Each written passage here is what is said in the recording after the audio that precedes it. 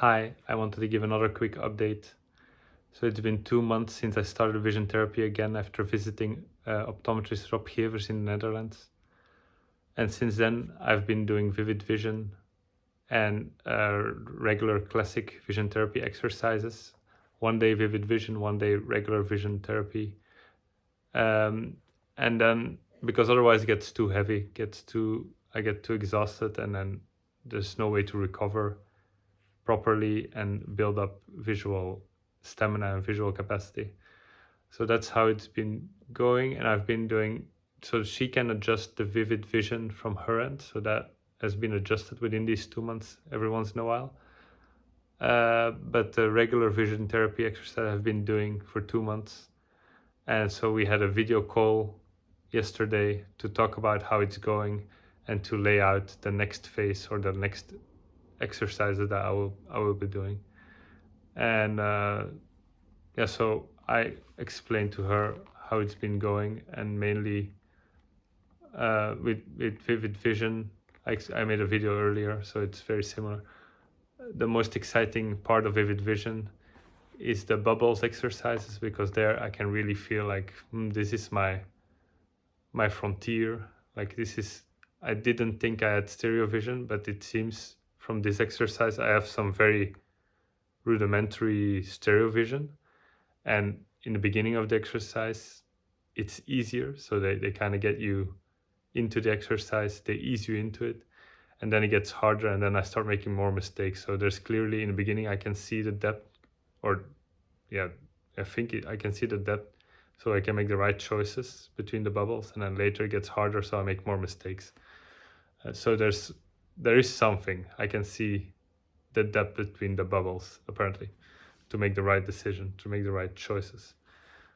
And according to then the results after the game is done, it gives me in arc seconds my level of stereo vision, which is poor but existent, or poor but measurable, which is very exciting to me. So that's the main message I had about vivid vision. And then about the regular classic exercises, there was one with the 2 fingers, and then you have to create physiological diplopia and make one, what was the name in English? Sphinx? No, not Sphinx.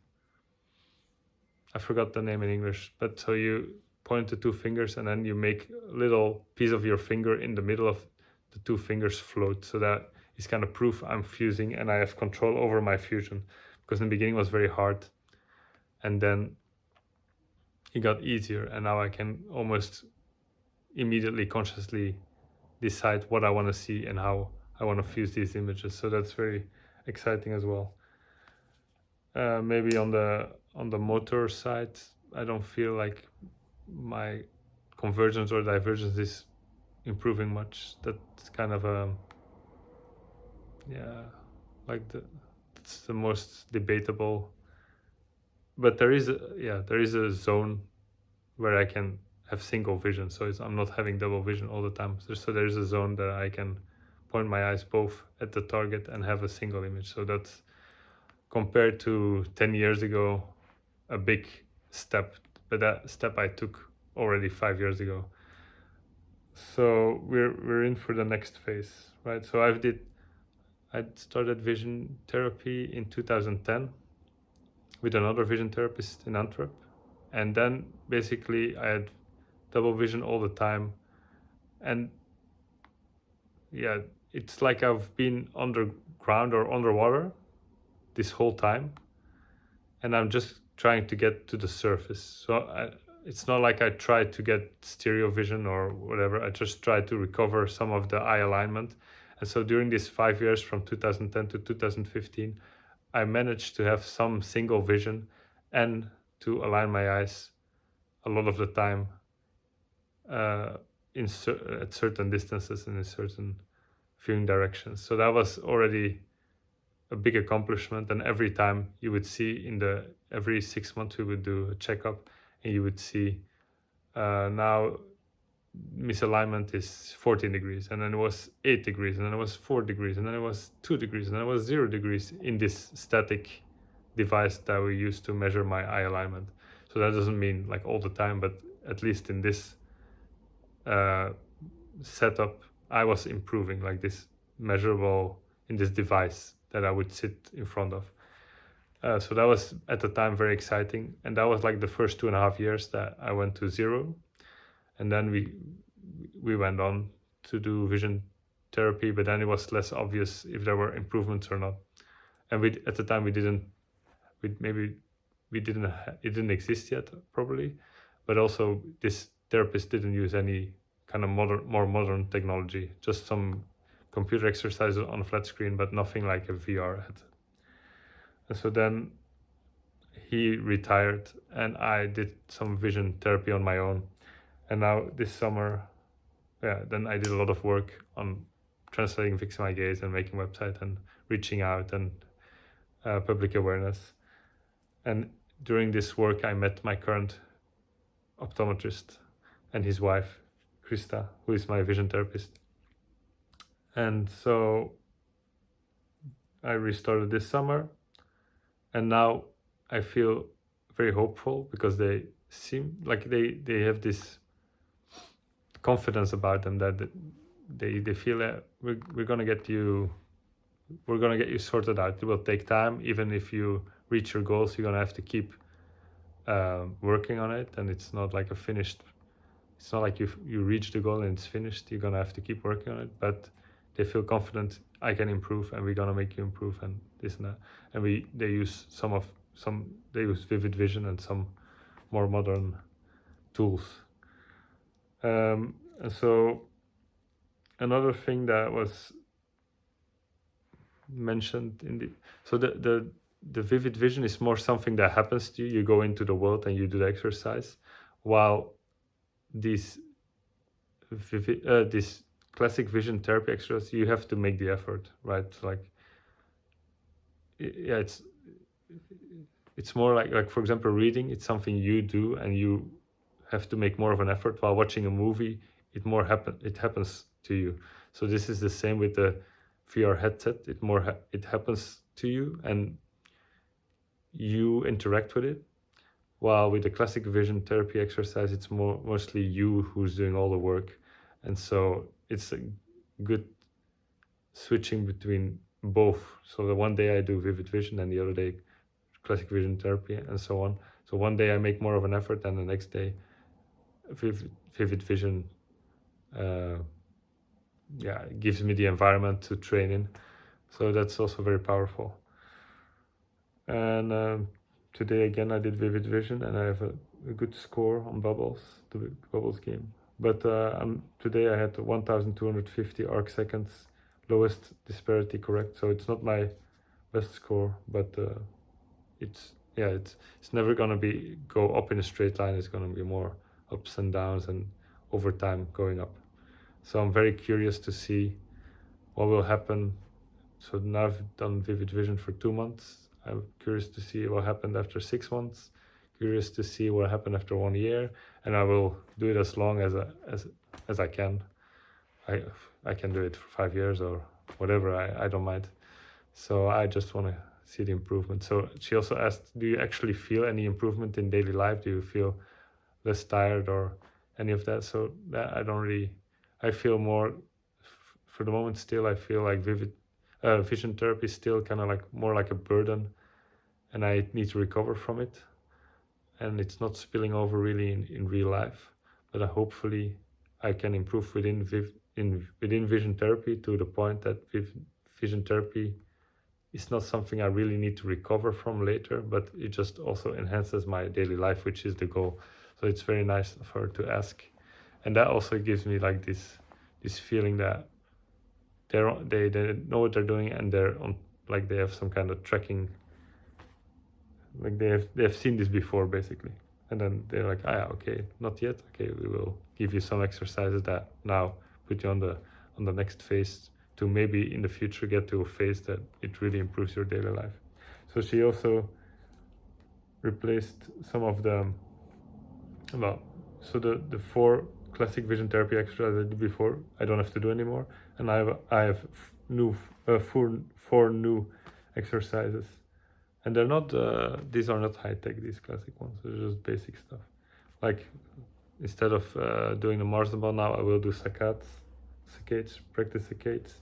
I will do the Brock string, also a classic, but a very long one. I have like, fortunately, I already have much of the tools. So if we do a video call, she just asks me like, do you have this? Do you have this? Do you have a flipper? Do you have a Brock string? And unfortunately, after all this time, I already have all these tools. So I got out my 3-meter Brock string and I could do the exercise immediately.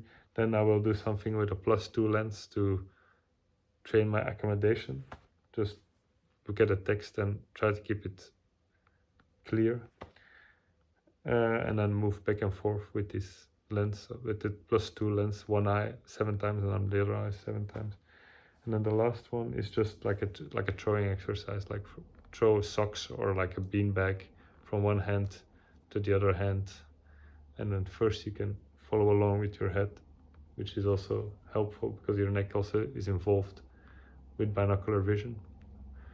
And then later you will use more of your peripheral vision. So then you don't move your head, but you just look straight ahead and try to do it based just on your peripheral vision.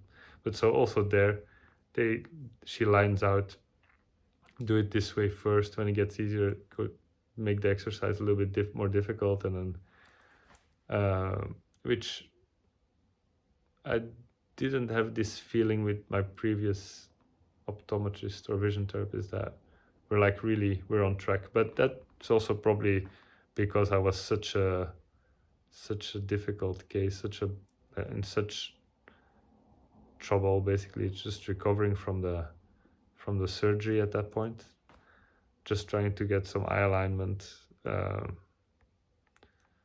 Yeah, so now it's nice. We're working on sensory non-suppression, anti-suppression things with vivid vision, and I have some fusion and I have some very rudimentary stereo vision. So we're working on the sensory side, and then we're working on the eye movement side, and then hopefully, I feel at this point all the ingredients are there to get to the finish line.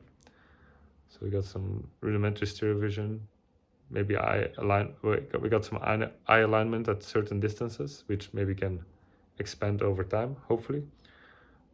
And yeah, some fusion. Yeah. So I feel vivid vision might be the thing that pulls me over the line. Like,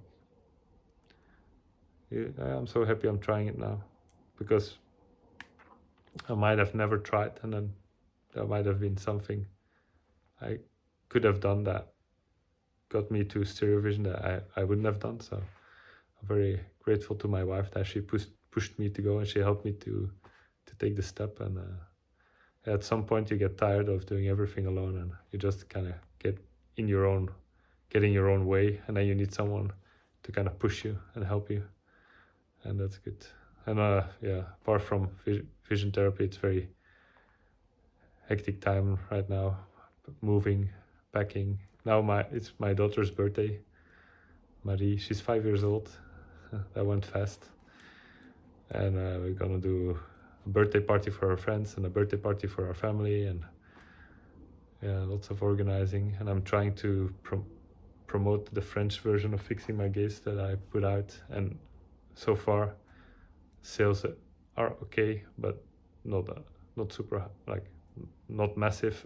But at least I got some nice reviews on the Amazon page. That's great. It's very important to review books on Amazon that you like, because that helps them to stay relevant. So anyone who's reading the French version of Fixing My Gaze, please write a review.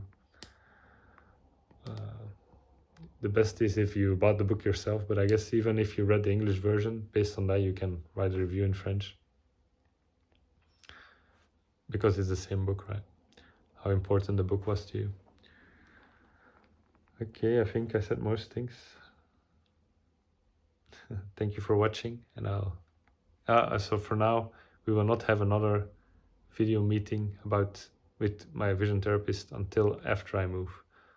So that will be, we will move December 19, so that will be in January somewhere. Hopefully I can be consistent with my vision therapy, but I'm making it a priority, so we'll be okay. and then we'll see how it goes from there. And then get some new exercises, and maybe at some point next spring or next summer visit the Netherlands again with them in the office to see how it went and see the progress. That will be fun, because it's fun to visit and to travel. So thank you for watching, and see you soon. Bye.